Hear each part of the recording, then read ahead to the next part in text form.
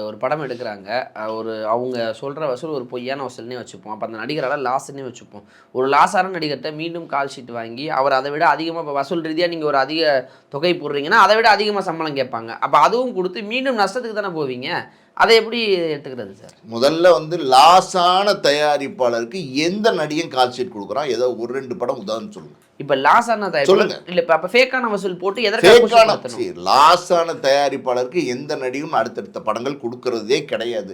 ஃபேக்கான வசூல் போடுறதுனால நான் சொல்றேன், தயாரிப்பாளர்கள் மேலேயும் இங்க தப்பு இருக்கு. இந்த வசூல்ங்கிறது முதல்ல என்னன்னு தெரிஞ்சுங்க. இந்த வசூல் ஒரு தயாரிப்பாளருக்கும் ஒரு டிஸ்ட்ரிபியூட்டருக்கு மட்டும்தான் இந்த வசூல் தெரியும். இன்னும் சொல்லப்போனால் அந்த தயாரிப்பாளர் அந்த படத்தை டிஸ்ட்ரிபியூட்டருக்கு மொத்தமாக வித்திருந்தாருன்னா அந்த வாங்குற விநியோகஸ்தருக்கு மட்டும்தான் இந்த முழு வசூலும் தெரியும். வேற யாருக்கும் இந்த வசூல் தெரியறதுக்கு அதாவது முழு வசூலும் தெரியறதுக்கு வாய்ப்பே கிடையாது. நான் எப்படி சொல்றேன்னா, அந்த விநியோகஸ்தர் அதாவது சென்னையில், கோயம்புத்தூரில், மதுரையில், கன்னியாகுமரியில் இப்படி பல இடங்களில் படத்தை திரையிடுறாரு. பல திரையரங்குகள்லேருந்து வர வசூல் மொத்தமாக யாருக்கு தெரிய வரும்னா விநியோகஸ்தருக்கு மட்டும்தான் தெரிய வரும்.